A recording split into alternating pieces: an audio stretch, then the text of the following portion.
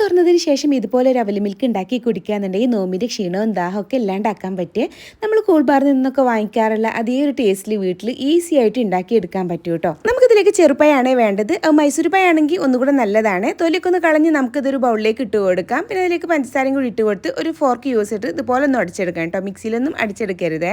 ഇതുപോലെ ഒന്ന് അടിച്ചെടുത്താൽ പിന്നെ നമുക്ക് ഫ്രൂട്ട്സ് കുറച്ച് ഇട്ട് കൊടുക്കട്ടെ. ഞാൻ അനാറ് മാത്രമേ ആഡ് ചെയ്ത് കൊടുക്കുന്നുള്ളൂ. നമുക്ക് ഇഷ്ടമുള്ള ഫ്രൂട്ട്സ് ആഡ് ചെയ്ത് കൊടുക്കാം.